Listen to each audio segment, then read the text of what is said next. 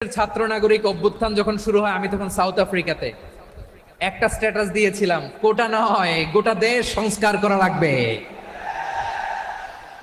শুধু বাংলাদেশ নয়, সারা বিশ্বের বাংলা ভাষাভাষী লোকেরা এই আন্দোলনের সাথে তারা সমর্থন দিয়েছে। আমাদের ইউনাইটেড আরব আমিরাতের বাংলাদেশি ভাইয়েরা তারা সেখানে রাস্তায় নেমে এসেছিল, জানেন?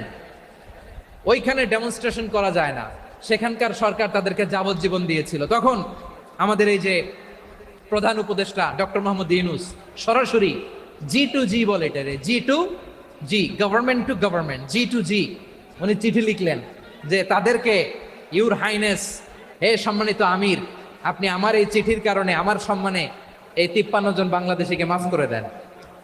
এই চিঠির বদৌলতে বেকসুর খালাস পেয়ে গিয়েছিল আমাদের ভাইরা, জানেন না এই ঘটনা আপনারা? তাহলে গভর্নমেন্ট টু গভর্নমেন্ট চিঠি দেওয়া হয়। সপ্তম হিজরিতে বিষ্ণু ইসলাম সব সুপার পাওয়ারের কাছে চিঠি দিলেন, রোমান সম্রাটের কাছে, পারস্য অধিপতির কাছে, মিশরের অধিপতির কাছে, সবার কাছে চিঠি লিখলেন।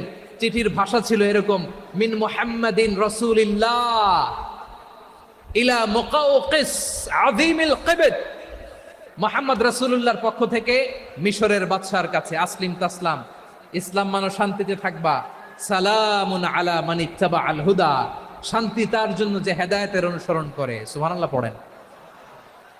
তো এই চিঠি অনেকে ভালোভাবে রিসিভ করেছে।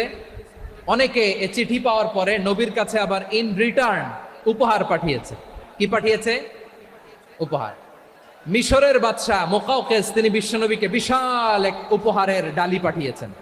মিশরের বাদশাহ মুকাওকিস ছিলেন ধর্মে খ্রিস্টান। লালমনিরহাটের ভাইয়েরা আওয়াজ করে বলেন, মিশরের বাদশাহ ধর্মে কি ছিল? খ্রিস্টান। কি উপহার দিয়েছিল আমার নবীকে? শুনতে মনে চায়? আওয়াজ নাই লালমনিরহাটের গলায়,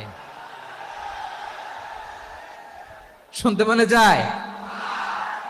1000 স্বর্ণ মুদ্রা, 1000 স্বর্ণ মুদ্রা। 2টা খ্রিস্টান দাসী, একজনের নাম মারিয়া বিনতে শামউন আল কিবতিয়া, আরেকজনের নাম সিরিন বিনতে শামউন আল কিবতিয়া। একজন খ্রিস্টান দাস 20 থান কাপড় জামা বানানোর জন্য, আমরা নবী যেন সেলাই করে জামা বানাতে পারে এজন্য 20 থান কাপড়, 20 থান ফাইন গার্মেন্ট। সুবহানাল্লাহ পড়বেন না? এরপরে একটা গাধা যেটার নাম ছিল উফাইর, আর একটা খচ্চর, এটার নাম ছিল দুলদুল। খচ্চর চিনেন? গাধা আর ঘোড়ার ক্রসিং এ যে প্রাণীটা দুনিয়াতে আসে ওটার খচ্চর বলে। তো এই যে সুপার পাওয়ার খ্রিস্টান বাদশার কাছে নবী চিঠি লিখলেন, ওই খ্রিস্টান বাদশা আমার নবীকে উপহার দিল। বিশ্বনবী এই উপহারগুলো সানন্দে গ্রহণ করেছেন। সুবহানাল্লাহ পড়বেন না? তাহলে অমুসলিম কেউ যদি আপনাকে উপহার দেয়, হালাল উপহার হলে আপনি গ্রহণ করতে পারবেন। অনুরূপভাবে পারস্যের বাদশাহ, রোম সম্রাট বিশ্বনবীকে উপহার পাঠিয়েছেন। আমার নবী সবগুলো উপহার, গিফট গ্রহণ করেছেন। সুবহানাল্লাহ বলেন। তাহলে প্রিয় লালমনিরহাট, আওয়াজ করে বলুন, ইসলাম কি ন্যারো মাইন্ডেড রিলিজিয়ন না ব্রড মাইন্ডেড?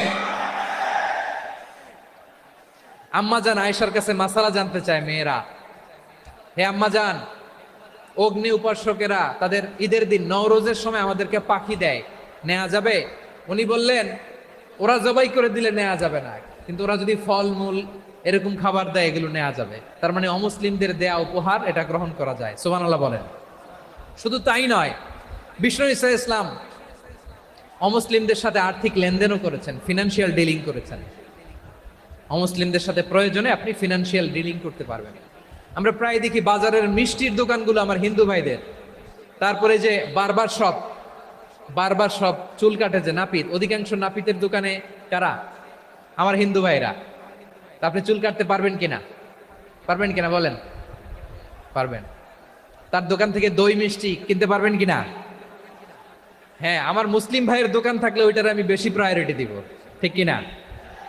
কিন্তু যদি তাদের সার্ভিস নিতে চান, প্রোডাক্ট নিতে চান, পারবেন। তার দলিল সহিহ বুখারী, আম্মা জান আয়েশা রাদিয়াল্লাহু তাআলা আনহা বলেন, ইশতারা রাসূলুল্লাহ সাল্লাল্লাহু আলাইহি ওয়াসাল্লাম মিন ইয়াহুদিয়িন তুআমান ওয়া রাহানাহু দিরআহু মিন হাদিদ। রাসূল সাল্লাল্লাহু আলাইহি ওয়াসাল্লাম এক ইহুদির কাছ থেকে, কার কাছ থেকে? সবাই বলে নাই, কার কাছ থেকে? আমার নবী, পেয়ারা নবী এক ইহুদির কাছ থেকে জব কিনেছিল। জব, বার্লি, যেটা দিয়ে রুটি বানায়। ওই জবের দাম দেওয়া টাকা পয়সা নবীর কাছে ছিল না, ফলে নবী ওনার একটা পোশাককে মর্গেজ রেখেছিলেন, মর্গেজ বন্ধক, যে এখন এটার দাম দিতে পারবো না, কয়েক কেজি বার্লি নিয়ে যাই আর বন্ধক হিসেবে আমার জামাটা রেখে গেলাম, যেই দিন দাম দিব ওই দিন জামাটা ছুটাই নিয়ে যাব। সুবহানাল্লাহ পড়বেন না? বাকিতে নিছিলেন, বাকিতে।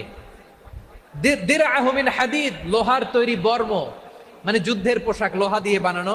বিষ্ণুনবী বললেন কয়েক কেজি জব দাও, টাকাটা পরে দিব, এখন টাকা নাই, বন্ধক হিসেবে মর্গেজ হিসেবে আমার জামা রেখে গেলাম, যখন টাকা দিব জামা ছুটায় নিব। আওয়াজ করে বলতে হবে সুবহানাল্লাহ। এ থেকে বোঝা গেল অমুসলিমদের সাথে ফিনান্সিয়াল ডিলিং করা যায়, অর্থনৈতিক লেনদেন করা যায়, কেনাবেচা করা যায়, প্রোডাক্ট কেনা যায়। এমনকি আমাদের মসজিদে নববীতে বারান্দায় আপনার একটা অটোমেটিক ফ্লাইং আমব্রেলা দেখছেন? সূর্য যখন বাড়ে মসজিদে নববীর বারান্দায় ইয়ার্ডের মধ্যে অটোমেটিক্যালি কিছু আমব্রেলা আছে, সাঁ করে খুলে যায়, আর সূর্যের তাপ লাগে না। আবার সন্ধ্যাবেলায় এই আমব্রেলাগুলো ওরা ক্লোজ করে ফেলে, দেখেন নাই না? দেখছেন? এই মসজিদে নববীকে সর্বোচ্চ উন্নত মানের construction, oh, your lehenga is हाँ पर 2 हफ्तों में शादी है, इनका क्या? ইনফ্রাস্ট্রাকচারে ডেভেলপ করার জন্য কর্তৃপক্ষ কিছু অমুসলিম ইঞ্জিনিয়ারের, ডিজাইনারের সহায়তা নিয়েছিল। সুবহানাল্লাহ বলেন। কোন দলিলের ভিত্তিতে? এই দলিলের ভিত্তিতে যে বিষ্ণু ঈসা ইসলাম অমুসলিমদের সাথেও লেনদেন করেছেন। আওয়াজ করে বলতে হবে আল্লাহু আকবার। শুধু তাই নয়, ইন কেস অফ ইমার্জেন্সি, প্রয়োজনে ইসলামের খাতিরে ইসলামকে সামনের দিকে এগিয়ে নিয়ে যাওয়ার জন্য অমুসলিমদের সাপোর্ট নেওয়া জায়েজ আছে। সুবহানাল্লাহ বলেন। অমুসলিমদের সাপোর্ট নেয়া, তাদের থেকে অর্থ নেয়া, পলিটিক্যাল সাপোর্ট, পলিটিক্যাল অ্যাসাইলাম নেওয়া জায়েজ আছে। আমাদের অনেক বিশ্ববরেণ্য দায়ীরা আমেরিকায় অস্থায়ীভাবে অ্যাসাইলাম নিয়ে থাকে, নিজের দেশে গেলে ফাঁসিতে ঝুলাই দিবে। যুগ যুগ ধরে দায়ীদের উপরে এরকম অত্যাচার আর নির্যাতন আছে না নাই? মিশরের অনেক দায়ীরা পাশ্চাত্যে যেয়ে থাকে, এই যে তারা পলিটিক্যাল অ্যাসাইলাম নিয়ে থাকে, রাজনৈতিক আশ্রয়, এটা জায়েজ আছে না? এটা যে জায়েজ আছে তার প্রমাণ স্বয়ং বিশ্বনবী সাল্লাল্লাহু আলাইহি ওয়াসাল্লাম পলিটিক্যাল সাপোর্ট নিয়েছিলেন অমুসলিমদের কাছ থেকে। সুবহানাল্লাহ বলেন। খুব মজাদার একটা ঘটনা শুনবেন, আপনাদের আগ্রহ দেখে তো মনে হয় না শোনার ইচ্ছা আছে। আছে আছে আমার ভাইরা, বিশ্বনবীর বয়স তখন প্রায় 51 বছর। কত বছর? বিশ্বনবীর সবচেয়ে কাছের মানুষ খাদিজা রাদিয়াল্লাহু তাআলা আনহা ইন্তেকাল করেছেন। বিশ্বনবী বড্ড কষ্ট পেলেন, হৃদয়টা